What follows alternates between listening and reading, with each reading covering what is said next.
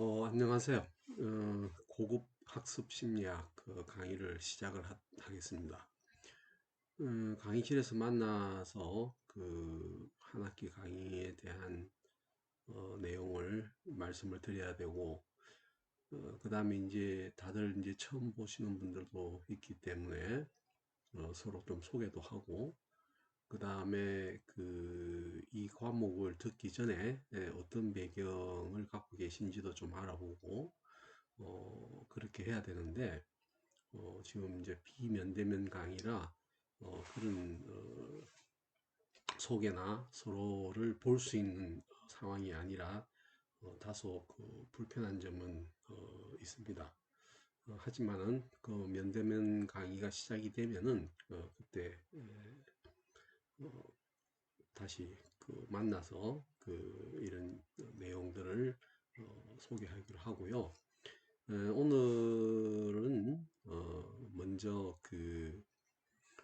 학습 심리학의 이제 이 장에 보면 이제 첫 장에 나와 있는 내용이고, 그 다음에 이제 학습 심리학이라고 하는 학습은 아마 너무나 많이 들어봤던 단어일 겁니다.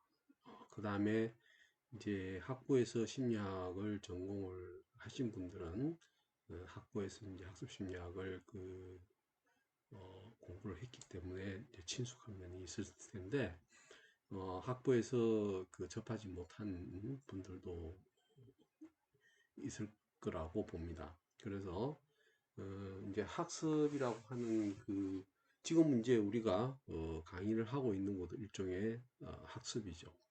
그래서 학습이라고 하는 의미는 처음 보는 어떤 자극, 그다음에 처음 본 이제 학습 심리학에서는 이제 자극이란 말과 반응이란 말이 이제 단어가 굉장히 자주 사용이 되는데요.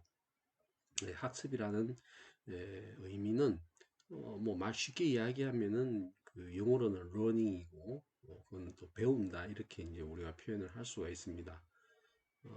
이제 많은 학습을 지금까지 해 오셨으니까 학습을 하는 과정에 있어서는 아마 전문가들이실 텐데, 이제 문제는 그 학습이라는 것이 과연 어떻게 일어나는 건가? 내가 지금까지 학습한 내용을 학습한 내용 자체는 무엇을 학습했는지는 알지만은 그 학습한 내용을 어떻게 학습했을까?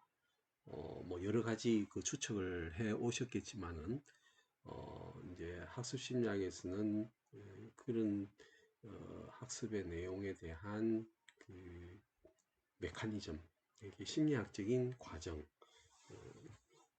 그 다음에 이제 이 학습 심리학이라고 하는 것은 두 가지 의미를 지니고 있을 수 있어요. 하나는 학습 현상이라고 하는 이제 도메인, 이게 영역에 대한 의미를 가질 수가 있고, 그 다음에 또 하나는 이제 학습이라고 하는 것을 왜 우리가 강조를 해야 되는가?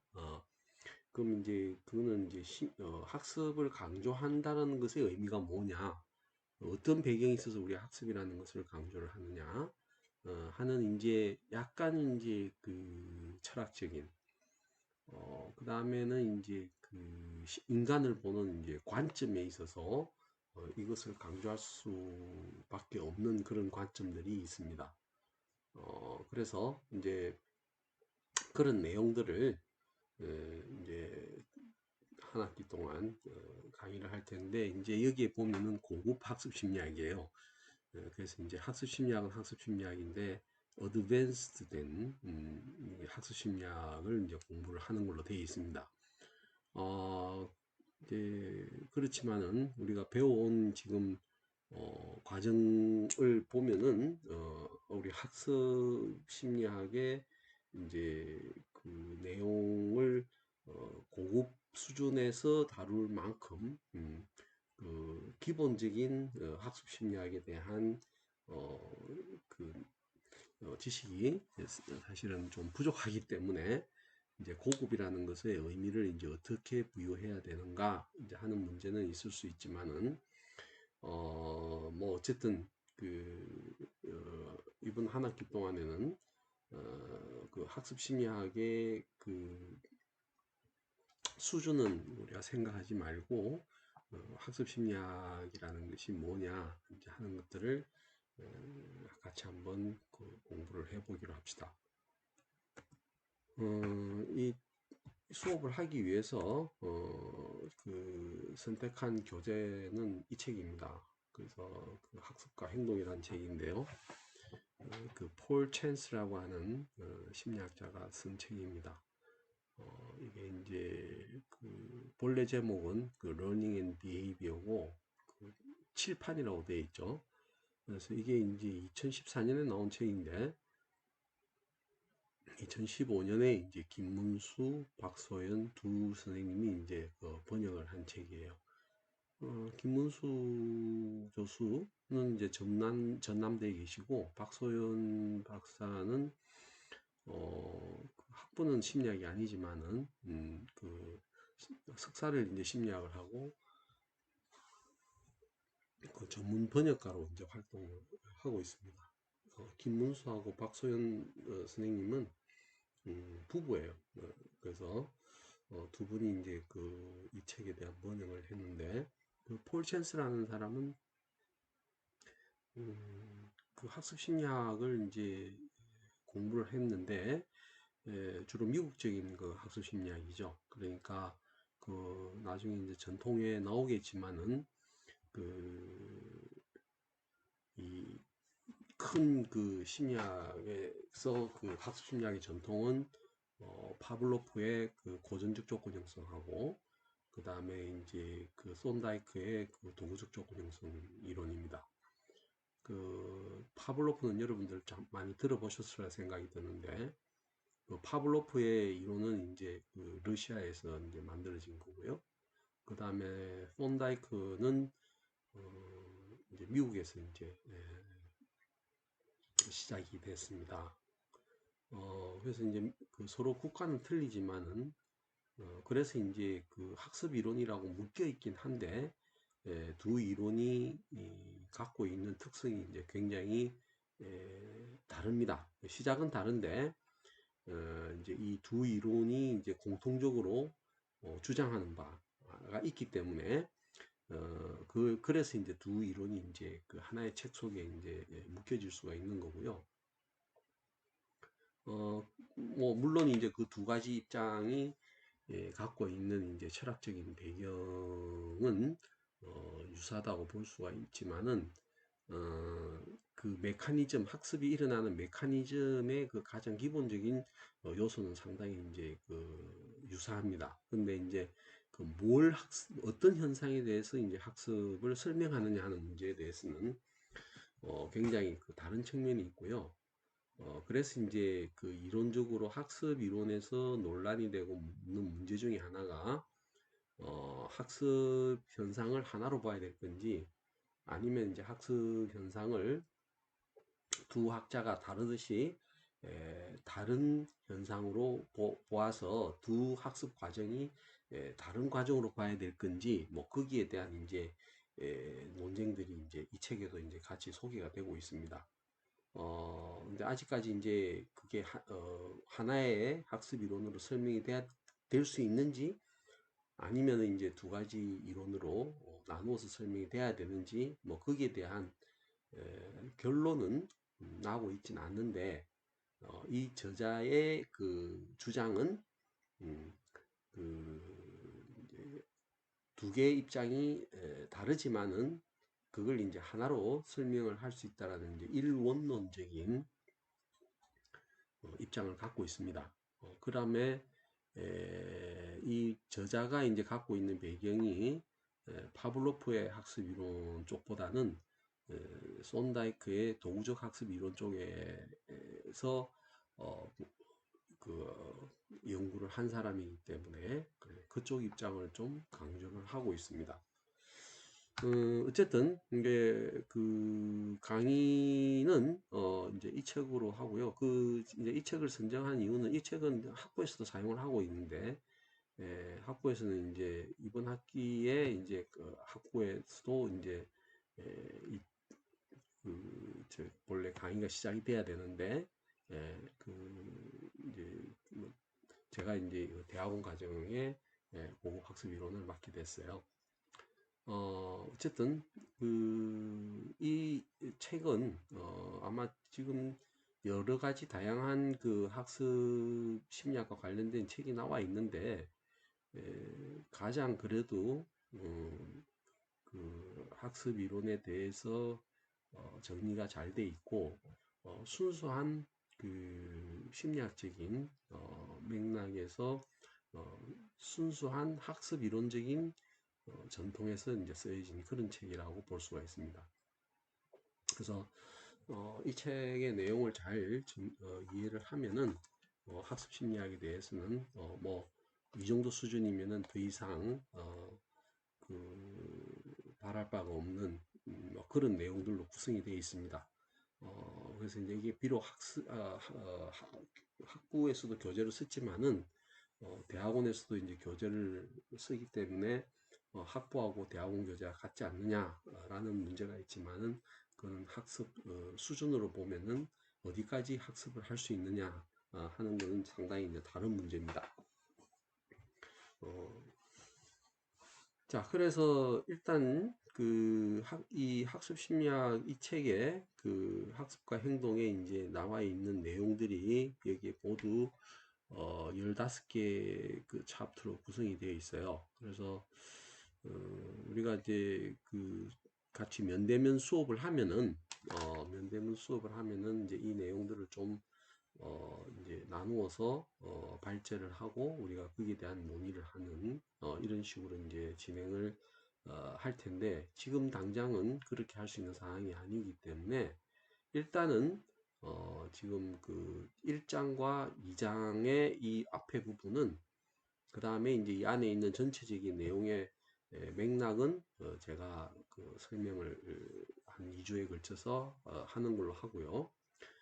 그 다음에 이제 이 밑에 있는 이 13개 장, 나머지 이제 그러니까 2장을 빼고 나면 11개 장이죠. 그죠? 그 다음에 이제 이 11개 장은 그 지금 이제 그 수강을 한 학생이 6명입니다. 그래서 6명의 학생들이 이 내용들을 이제 분담을 해서 뭐 한 개, 한 두 챕터 정도, 뭐 아니면은 두 사람이 한 챕터를 하든지, 그거는 이제 우리가 만나서, 말씀을 나누기로 하고요.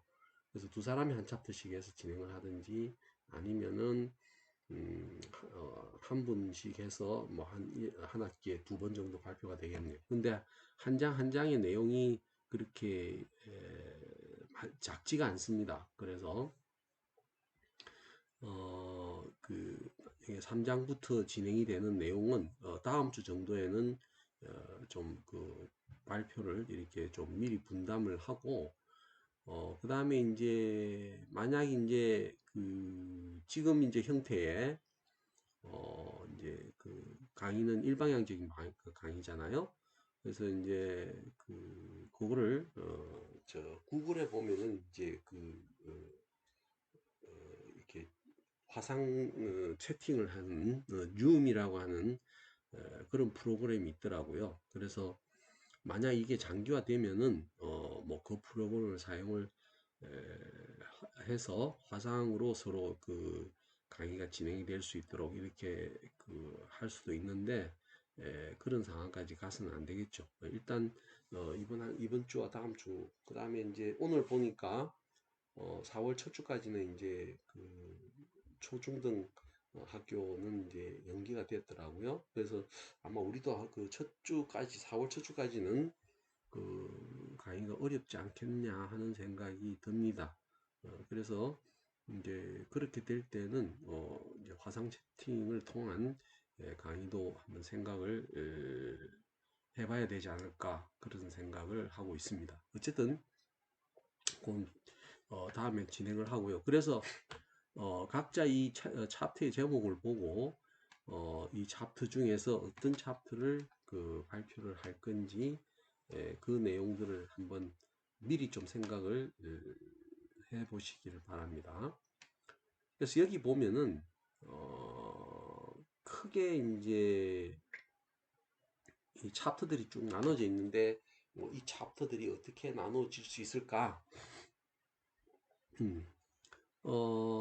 우리가 여기를 보면은 그 파블로프의 조건 형성, 파블로프식 학습의 활용 이렇게 돼 있으니까 이 3장과 4장은 이제 같은 내용이다.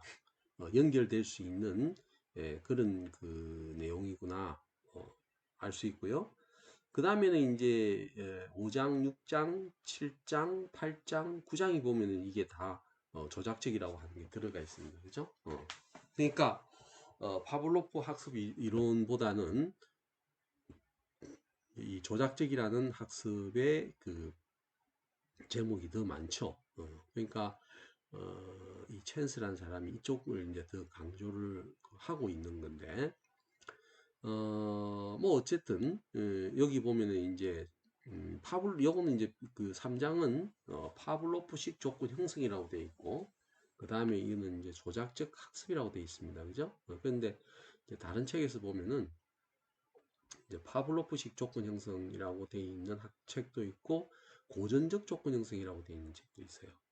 그 다음에 이 조작적 학습이라고 하지 않고 조작적 조건 형성 혹은 도구적 조건 형성이라는 표현을 쓰는 책들이 있습니다. 그래서 이 조작적 학습이라는 개념으로 쓴 거는 이 저자의 이제 의도가 이제 깔려 있다고 보고요. 그래서 이게 여기 보면 이제 조작적 학습 대신에 뭐 손다이크 학습 이렇게 붙일 수도 있는 겁니다. 근데 이제 여기서는 사람 이름을 붙였는데 아마 클래식이라는 말을 쓰기가 좀 그래서 그랬을 것 같아요. 그래서 이제 무슨 클래식할 고전적 조건 형성이라고 하는데 그 대신에 이제 파블로프식 조건 형성 이렇게 이제 바로 명칭을 붙였는데 어떤 명칭을 붙이든지 뭐 그거는 크게 중요하지는 않습니다. 그래서 그 맥락을 알고 있으면 되고요. 그 다음에 이제 조작적 학습에 보면 여기에 강화라는 개념이 나옵니다. 이 강화가 이제 하나, 둘, 세 개가 이제 나와 있고요. 그 다음에 이제 8장은 처벌이라는 이제 내용이 나와 있으니까 이제 그런 걸 보면은 파블로프식 조건 형성의 3장의 내용을 하나, 둘, 셋, 네 개로 이제 분리를 한 내용처럼 이제 우리가 생각을 해볼 수가 있습니다. 그래서 파블로프 조건 형성 2장, 그 다음에 이제 조작적 학습과 관련된 것에 대한 챕터가 이제 5장 이렇게 되어 있는 거죠. 그러니까 그렇게 보면은 이제 조작적 학습을 이제 강조했다라고 이제 볼 수가 있는데 그 강조한 이유는 조금 전에 앞에서 말씀드린 내용과 연관해서 생각을 해보면 되겠습니다. 그러면은 10장은 왜 그 학습은 학습인데 이렇게 나눠져 있느냐? 그래서 이제 이 두 가지 학습이 전통적인 이제 학습 이론에서 의 학습 이론입니다. 근데 이제 관찰 학습이라는 개념으로 넘어오게 되면은 이건 학습 이론은 이제 전통적 학습 이론이 아니고 이제 그 전통적 학습 이론이 갖고 있는 문제를 제기한 이제 학습 이론들이 이제 후기에 나오게 되는데 이제 거기에 이제 세 가지 이론이 나와요. 그래서 이 관찰 학습 혹은 이걸 사회 학습 혹은 대리 학습이라고 이야기를 하고요. 그 다음에 또 잠재 학습이라고 하는 것이 있고, 그 다음에는 이제 통찰 학습이라고 하는 게 있습니다. 그래서 통찰, 그 잠재, 관찰 이런 이제 세 가지 종류의 학습 이론이 나오는데 그 학습 이론들은 앞에서 나온 이 학습 이론들에 대한 발전된 형태이기도 하고 거기에는 이제 그 세 가지를 묶어서 인지학습 이론이다라고 이제 명칭을 붙입니다. 그러니까 전통적인 학습 이론, 고전적인 학습 이론 두 개, 그 다음에 이제 인지학습 이론 세 개, 이렇게 해서 이제 모두 5가지 종류의 학습 이론을 우리가 말할 수가 있습니다. 이제 그 내용은 뒤에 다시 이제 말씀을 드릴 테고요. 그 다음에 이제 11장에 보면은 일반화, 변별, 자극, 통지에 대한 개념은 이거는 파블로프 조건 형성이나 조작적 조건 형성에 다 공통적으로 이제 적용되는 그런 현상이라고 이제 보시면 되겠습니다. 그 다음에 이제 차트 12에 나오는 이 망각은 솔직히는 이 망각이라는 개념은 이 앞에서 나온 이 학습 패러다임 학습 이론과는 조금 이제 별개의, 그러니까 좀 심리학의 어떤 맥락에서 보면은 상당히 다른 주장을 하는 겁니다. 그래서 망각은 이거는 이제 그 인지 이론에서 나오는 현상이에요. 근데 이제 망각이라는 걸 여기에 이제 집어넣어 놓은 것은 그 학습의 이제 연속선상에서 이제 그 학습된 내용, 그 다음에 학습된 내용이 이제 없어지는 것을 망각이라고 이제 표현을 하고는 있는데, 대신에 이제 학습된 내용이 이제 사라지는 걸 이제 망각이라고 하지 않고 소구라고 이야기를 합니다. 그래서 이 망각이라는 표현을 쓰면 이거는 상당히 기억 현상과 관련된 거예요. 그래서 기억이라는 표현은 이 학습이라는 표현하고는 서로 공용해서 쓰지를 않습니다. 그러니까 우리가 학습하면은 학습된 내용이 기억된다 이렇게 보면은 그게 이제 연결된 개념처럼 쓰는데, 학습을 주장하는 그 학습이라는 개념을 쓰는 심리학자와 기억이라는 것을 쓰는 심리학자는 완전히 심리학을 보는 관점이 다른 사람이에요. 그래서 그 두 가지 개념을 유사하게 쓰는 것은 사실은 어떤 면에서 굉장히 심리학적인 맥락에서 보면은 이게 부합되지 않는 현상이에요. 그래서 그게 왜 그런지에 대해서는 나중에 말씀을 드리도록 하겠습니다. 그래서 그 내용은 여기에 이제 그 밑에 아래쪽에 이제 추가로 학습 내용을 하나 학부 내용을 파일을 올려놨을 거예요. 근데 그 파일이 사실 심리학의 간략한 이제 역사를 쭉 소개한 겁니다. 그래서 거기에 보면 이제 행동주의라고 하는 입장이 중간에 이제 나오죠. 그게 이제 학습 심리학의 이론을 주창하는, 즉 다시 말해서 인간을 보는 관점이에요. 그러니까 그 보는 이제 다음에 보면은 여기 보면은 이제 행동주의적 관점이라고 나오는데, 바로 이게 이제 학습 이론에 기반한 이제 그 인간을 보는 관점이에요. 그래서 학습 심리학은 행동주의적 관점에서 나온 심리학 영역이다 이렇게 이제 봅니다. 그래서 이제 그런 내용들을 우리가 한 학기 동안 차근차근 이제 공부를 할 텐데요. 요 1장에, 이거는 목차는 이제 1장에 나와 있는 것의 목차입니다. 그래서 여기 보면은, 이 학습과 연관되는 이제 개념이, 여기에 보면은, 변화라는 개념, 그 다음에 자연 선택이라는 개념, 그 다음에 이제 진화라는 개념, 그 다음에 이제 여기 보면은, 선천성과 후천성의 개념, 이런 것들이 이제 나오는데요. 여기에 나와 있는 내용들이 이제 다 이제 연결이 된 내용들입니다.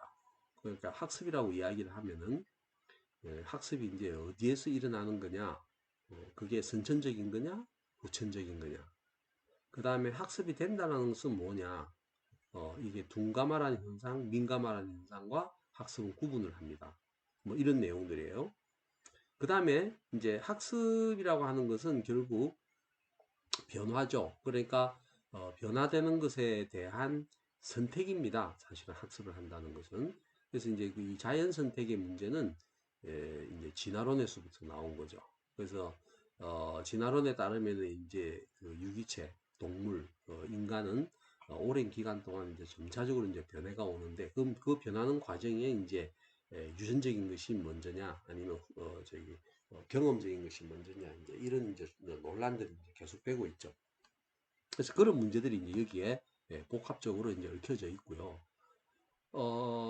아까 이 저자가 그 조작적 조건 형성 이론의 맥락에서 이제 쓰여졌다라고 말씀을 드렸는데 기억이 나실지 모르겠지만은, 이 그 저자의 그 뿌리를 올라가면은 누구하고 연결이 되냐면 손다이크라는 사람하고 연결이 됩니다. 그래서 손다이크의 이제 스승이 누구냐면은 심리학 그 저기 첨부되어 있는 그 파일에 이제 제가 간단히 소개를 하고 있는데 이게 이제 윌리엄 제임스예요. 그래서 그 윌리엄 제임스의 제자가 손다이크고 손다이크가 이제 연구를 하게 된 이유가 뭐냐면은 동물도 인간과 같은 지능을 갖고 있느냐 이게 이제 그 사람이 이제 박사학위 연구 주제입니다. 그래서 동물도 인간처럼 이제 지능을 갖고 있느냐라고 하는 것은 다시 말해서 이제 진화론의 주장을 이제 검증하는 이제 그런 것에서부터 이제 그 학습 이론이 시작이 된 거예요. 그래서 그게 과연 이제 선천성의 문제냐, 이제 후천성의 문제냐 하는 문제하고 이제 결부가 되게 되는 거예요. 그러니까 이 네이처냐 너처의 문제는 이거는 뭐 아직까지도 이제 결론이 나지 않았지만은 이 책도 마찬가지 그걸 어느 하나를 선호하는 것은 아닙니다. 그렇지만은 이제 이 책 자체가 학습이기 때문에 학습은 뭘 더 강조하냐면 선천성보다는 이제 후천성을 강조하는데 그럼 이제 선천성이라는 것은 어디서 오느냐? 그게 그럼 하늘에서 떨어지느냐? 그게 아니고 이제 선천성에도 뭐가 들어가 있냐면 이제 학습이 들어가 있다는 거죠. 그러니까 선천적인 능력을 가지는 것도 이미 그 선대에 학습된 내용이 영향을 주는 거기 때문에 그런 면에서 보면 이제 이제 학습이라는 것이 전제가 된다라고 이제 볼 수 있는 거죠. 근데 이제 과연 그 학습된 게 그러면 그 다음 세대에 그대로 그 학습된 내용을 이제 전달하느냐 이제 이 문제에 대해서는 이제 아직까지 논란이 되고 있는 거죠, 그죠? 그러니까 예를 들면은 그 제가 그 심리학 전공을 하면은 제 후대에는 그 심리학과 관련된 지식을 가진 사람이 태어나느냐, 어, 그거는 뭐 어떤 결론을 낼지는 여러분들이 생각을 해보시기 바랍니다. 그래서 여기 보면은 그 행동주의 관점이라는 게 뭐냐, 그 첨부 파일을 잘 들어보세요. 그 이제 이 입장은 그 인간과 환경이라고 하는 것을 딱 미분화시킵니다. 그 다음에는 또 하나는 인간을 이해한다라고 하는 것은 결국 인간이라는 것은 이 환경에 의해서 결정이 되는 거고 이게 코즈라고 돼 있죠. 인간의 원인은 환경이고 그 다음에 이 인간의 그 어떤 변화, 아까 나왔던 변화나 인간의 본질을 이해한다는 것은 결국 뭘 통해서냐, 이 비헤이비어, 행동을 통해서만 우리가 인간을 알 수가 있다 이렇게 보는 거예요. 그러니까는 환경, 인간, 행동, 요게 이제 인간관계로 연결이 되어 있다고 보는 거예요. 그러면은 인간이 뭐냐? 그거는 이 환경과 행동의 관계성에서 인간을 이제 설명할 수 있다 보는 것이 이제 그렇게 보는 게 행동주의 관점입니다. 그럼 인간 안에 뭐 들어있느냐? 여기는 들어있는 게 없다고 보는 거죠. 뭐가 들어있는지는 모른다고 보는 거죠. 그럼 뭐가 들어있는지를 어떻게 하느냐? 환경에서 뭘 제공을 하고 그 환경에서 제공된 내용 그걸 갖다 우리가 이 환경에서 적용되는 내용을 우리가 자극이라고 이야기를 하고요. 그 다음에 인간이 외연적으로 나타내는 걸 우리가 행동을 우리가 반응이라고 이야기합니다. 그래서 심리학, 행동주의 심리학을 다른 말로 하면 자극과 반응의 심리학이라고 이야기하는 이유가 거기에 있습니다. 그럼 그런 맥락이 입장이 이제 어디에서 나온 거냐? 그게 이제 영국의 연합주의. 이 연합주의라는 것은 모든 현상이라고 하는 것은 이렇게 사실과 사실과의 연결 관계에서 결정이 된다는 거예요. 이 연합주의 개념 어소시에이션이라고 하는 건데 그래서 그 연합이 어떻게 일어나느냐 그거는 경험에 의해서 일어나는 거고 그 다음에 이제 연합적인 메커니즘으로 발생하는 과정들은 무엇과 무엇이 연합이 되고 그 다음에 그러한 연합이 일어나는 과정들에 대한 모든 어떤 규칙들은 이미 만들어져 있고 그 다음에 인간은 그런 그 연합적인 관계에 단지 노출이 되면은 그 노출된 그 환경에서 그냥 수동적으로 연결 관계를 습득하는 그런 기계로 보는 거예요. 그러니까 인간은 상당히 기계적인 걸로 보는 거니까 환경에 이제 수동적으로 작용하는 걸로 보는 거고. 그 다음 이제 실정주의라고 하는 것은 아까 비헤이비어를 이제 강조한다고 이야기를 했는데 그 비헤이비어라고 하는 것이 이제 그 눈에 보이는 거죠. 그러니까는 우리가 인간이 뭐다라고 신체는 눈으로 볼 수 있지만은 인간의 마음이라든지 인간이 왜 그런 행동을 하는지에 대한 원인은 인간 내부에서 우리가 어떻게 무엇이 일어나는지를 알아야 되는데 행동주의는 이제 그거는 알 수가 없다라고 보는 거죠. 그래서 마음이라는 개념을 싫어합니다. 예, 정신적인 개념을. 그래서 그 모든 과학은 이제 그 파지티비즘, 그 경험적으로 증명이 돼야 된다라고. 이게 이제 과학적인 맥락을 강조하는 거죠, 그죠? 그래서 행동주의적 관점에는 이제 연합주의, 경험주의 이게 이제 영국의 이제 경험주의 철학자들 그 전통을 받습니다. 그러니까 J.S. 밀이나 그 다음에 존 로크라 그 다음에 버클리 뭐 이런 사람들의 이제 입장을 그대로 이제 수용을 하는 겁니다. 그러니까 그렇기 때문에 우리 저기 본관에 가면 타블라라사라고 되어 있죠. 타블라라사라는 것의 의미를 아세요? 음. 그게 이제 타블라라사라는 것은 바로 영국의 경험주의자들이 이야기를 한 거예요. 그러니까 인간이 태어날 때는 백지고 그 백지에다가 이제 어떤 경험을 하느냐에 따라서 이제 그 백지에 쓰여진 내용이 결정이 된다고 보는 거죠, 그죠? 어, 그걸 그 알고 쓰는지 안 모르고 쓰는지는 잘 모르겠지만은 거기에 보면은 그 관점이 그대로 이제 그게 숨어 있습니다.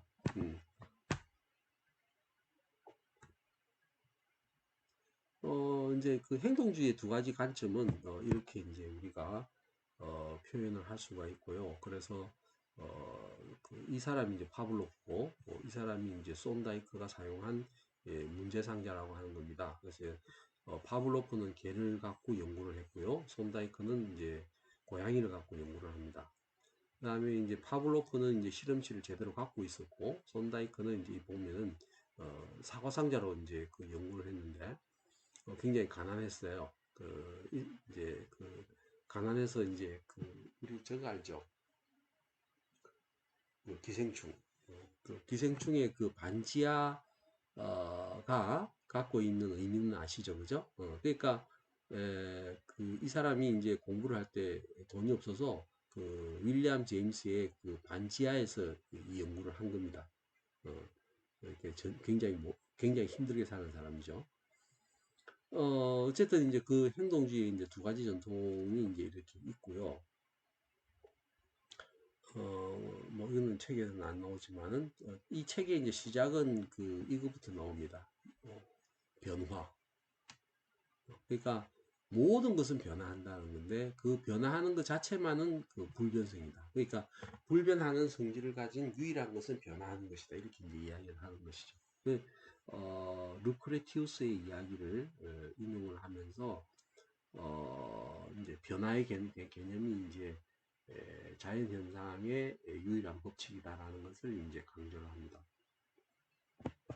한번 거기에 이제 사례에 보면은 이제 도쿄 지진, 쓰나미, 유럽의 혹서, 호주의 가뭄 이런 것들이 나오는데 지금 이제 올해는 이제 2020년도에는 코로나 19이 이제 지금 지구를 휩쓸고 있죠. 그것도 이제 하나의 변화입니다. 그래서 그 변화가 이제 지구의 여러 가지 이제 변화를 지금 야기시키고 있죠. 그러니까 이제 이 책은 이제 2014년이니까 이제 그때 당시고 지금 우리는 이제 현재 변화하는 과정을 통해서 이제 그 변화라는 것을 우리가 이해를 할 수 있겠죠. 그러면 이제 우리는 뭘 해야 되느냐? 대처를 해야 됩니다. 왜? 살아야 되니까. 그럼 살기 싫으면 대처 안 해도 되겠지만은 우리가 그 변화에 이제 대처를 어떻게 하느냐 하는 것이지.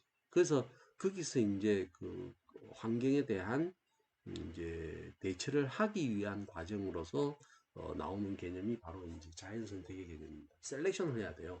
네, 뭘 선택을 할 것이냐 하는 거예요. 그러니까는 지금 우리나라는 그 코로나에 대한 대처를 이제 적극적으로 이제 한 거고, 그게 이제 하나의 자연 선택이죠.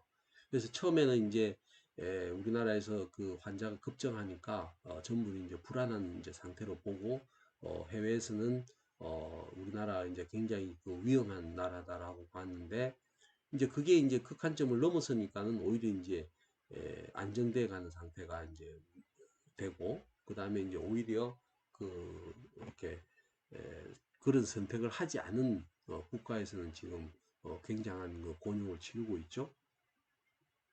그래서 이 자연 선택을 주장한 사람이 이제 그 찰스 다윈입니다. 그러니까 찰스 다윈이 이제 그 원래 집에서는 이제 의사가 되라고 그랬는데 이 이제 영국의 비글호를 타고 이제 전 세계를 돌면서 이제 이 진화론에 대한 생각들을 했습니다. 그래서 그때 이제 영향을 받은 사람들이죠. 그 멜더스의 인구론이라든지 맨델의 유전 법칙. 사실은 유전 법칙 같은 것도 이제 저기 이 다윈은 이해를 못했죠.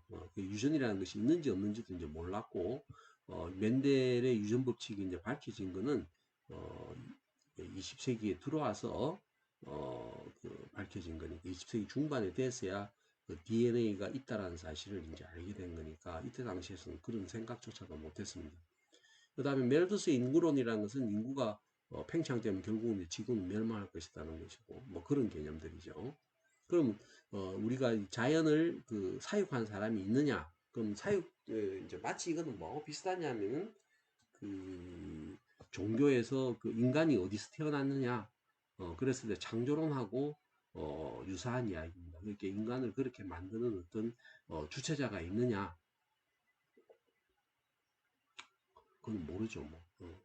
그러니까는 그 자연 자체가 그러한 사육자의 역할을 이제 한다라고 하는 것이죠. 그런데 이제 단지 유기체, 인간이나 동물은 거기에 대한 이제 선택을 할 뿐이라는 거죠. 그래서 어떤 선택을 하느냐에 따라서 생존을 하기도 하고 뭐 사망을 하기도 하고. 그래서 한때는 이제 저 용불용설 같은 것들이 굉장히 이제 이렇게 천대를 받았는데 또 그런 이론이 이제 요즘 다시 각광을 받게 되고, 그 다음에 이제 이 진화론도 이 다윈의 진화론의 그 고전적인 주장에 비해 대해서 입증이 된다 안 된다라는 논쟁이 굉장히 많이 되고 있습니다. 그래서 아직까지 이 이론이 맞는지에 대해서는 학계에서도 논란이 되는 부분이지만, 어쨌든 그 변화하고 있다라고 하는 사실 자체에 대해서는 우리가 어, 부인할 수는 없는 거죠, 그죠? 그러니까 환경의 변화가 없으면 이제 종의 변화도 없다. 그래서 지금 이제 어떤 종은 환경의 변화에 이제 적응을 못하고 이제 사라져가는, 뭐 예전에 맘모스라든지 뭐 이런 어? 어, 티아노사이루스라든지 뭐 그다음에 엘로사우루스라든지 이런 그 공룡들도 그 못 살고 이제 죽었잖아요. 근데 이제 현재까지 그 공룡 시대에 살았던 동물이 아직 살고 있는 동물도 있죠. 그게 누구냐면 이제 악어입니다. 그러니까 그 악어는 그때 당시 몇억 년을 지금 살고 있는 거예요. 근데 그 악어가 이제 어떻게 해서 살 수 있느냐? 바로 그런 악어가 사는 그 데는 포식자가 없고, 그 다음에 이제 대부분 환경의 변화가 이제 적은 데를 선택했기 때문에 이제 그런 지역에 사는 거죠. 어쨌든 이제 그런 동물도 있고 이제 그렇지 못한 동물들도 있고 이제 이런 거죠. 그래서 이 학습의 과정도 결국은 이제 이 자연 선택의 과정으로 이제 볼 수 있지 않겠느냐 하는 것이 이 저자가 이제 이 자연 선택을 이제 학습 이론과 이제 연관을 시켜서 설명을 하고 있습니다. 그 다음에 이제 이 요거는 Natural Selection이라고 하는 것이 뭐냐. 이게 이제 하나의 디바이스인데 도구로 이제 생각을 하는 거죠. 그러니까는 이 도구가 작동이 되게 되면은 우리가 굉장히 이렇게 단순하고 굉장히 효율적으로 작용할 수 있을 가능성은 이제 거의 없지만은 아주 보편적으로 작동을 하고는 있다라는 이제 그 내용입니다. 그렇지만은 그러나 이제 이 자연 선택이라는 것은 우리에게 퍼펙션, 완전성을 주는 것은 아니고요. 그러나 어느 정도 충분히 생존을 할 수 있는데 도움은 줄 수 있는 그런 메커니즘이다. 디바이스다, 도구다 이런 거죠. 그래서 자연 선택이라는 것은 굉장히 엉성하고 굉장히 불충분한 메커니즘이지만은 이게 이제 끊임없이 세대를 거쳐감에 따라서 이제 정교화되는 툴로 발달이 되어 간다고 이제 이야기를 하고 있습니다. 뭐 그런 내용들이에요. 그래서 이제 내추럴 셀렉션이라는 것이 굉장히 어떤 특징을 갖고 있는가 하는 거를 이제 다윈이 이제 표현한 거를 이제 원어를 그대로 이제 보여주고 있습니다. 그 다음에 책에 보면은 이제 자연 선택을 한 동물들의 이제 내용들이 나와 있는데 그건 여러분들이 한번 읽어보시기 바랍니다. 초파리의 교미 행동, 그 다음에 회색 나비의 색깔의 변화, 그 다음 인간의 어떤 피부, 멜라닌 색소의 변화도 마찬가지. 그 다음에 피리새 부리의 크기.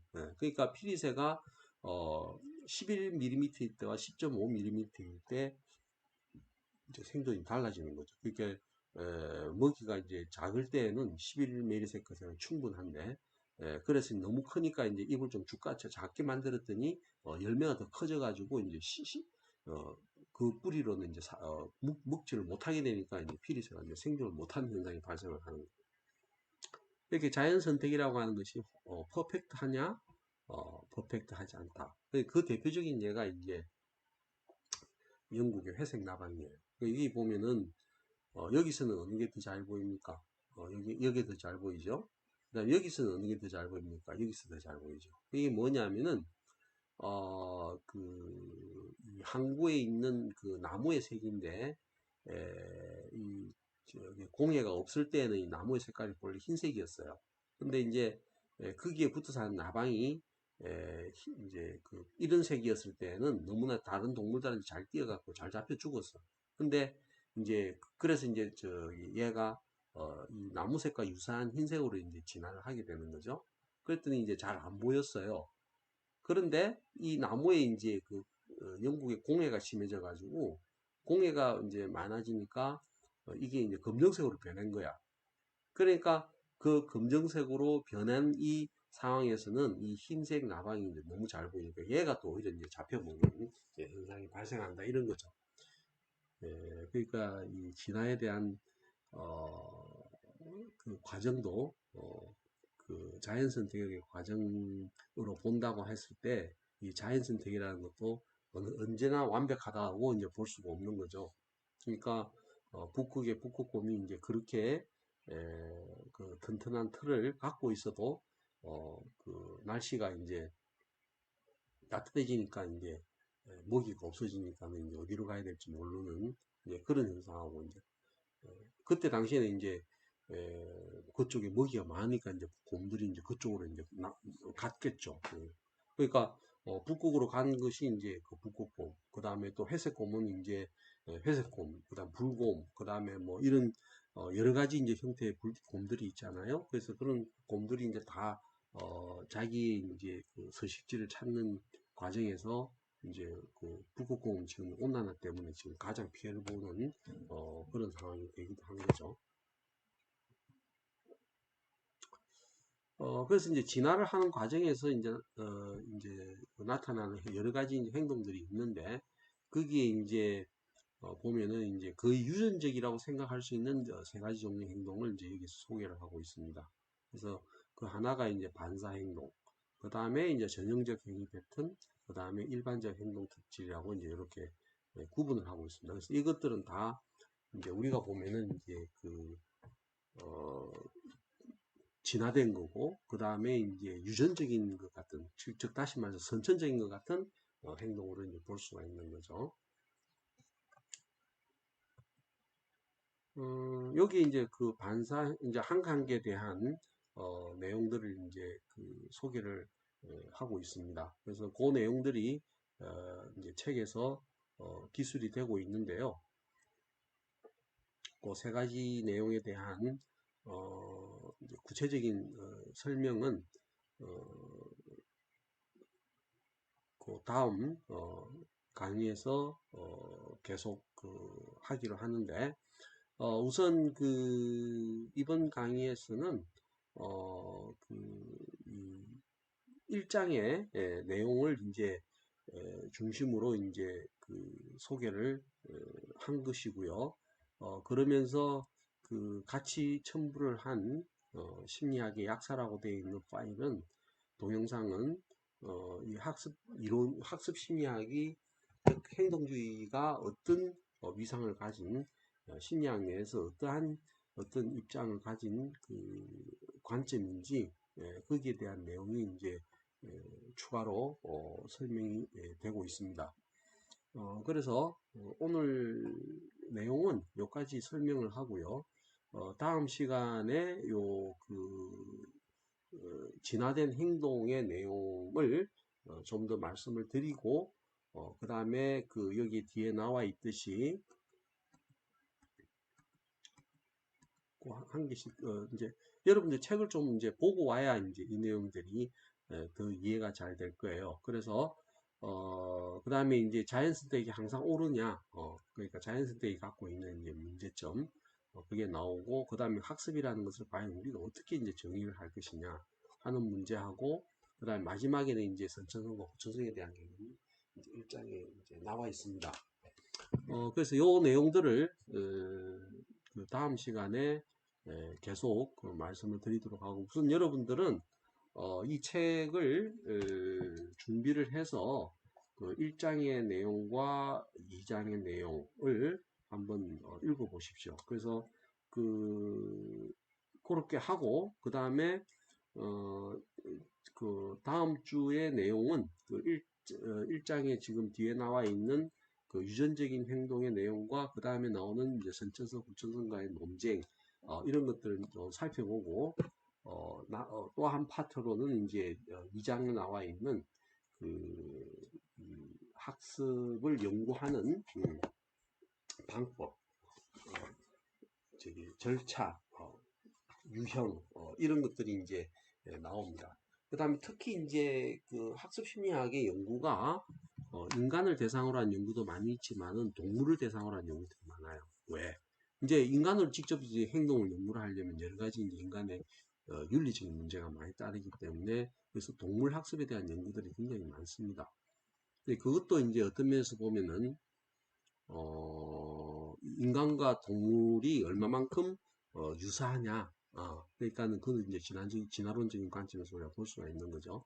근데 이제 요즘은 이제 그 인간에 대한 행동을 또 직접 연구할 수 있는 그런 이제 툴들이 많이 개발되어 있기 때문에 좀 달라지긴 했는데 어쨌든 이제 그 전통적인 학습 이론에서는 지금도 이제 그 동물 연구를 하는 곳이 많이 있지만은 예전보다는 그렇게 많지가 않습니다. 그게 만만치 않거든요.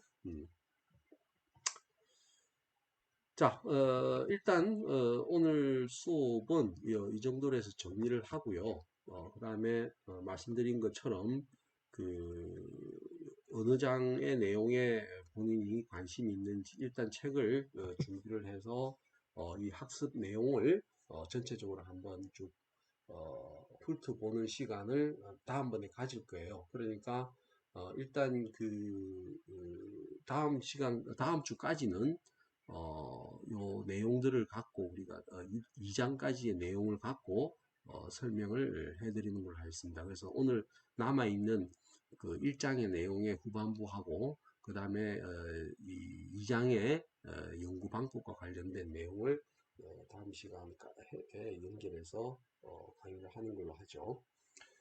그리고 이제 그 뒤에 추가로 되어 있는 파일을 한번 쭉 들어보십시오. 그러면은 이 심리학에서 이 행동주의라는 것이 지금 어떻게 형성이 됐고 그게 어떻게 변화가 일어나고 있는지에 대해서 뭐 자세하지는 않지만은 좀 이해하실 수가 있을 거예요. 자, 오늘 수업은 여기까지 하겠습니다. 수고하셨습니다.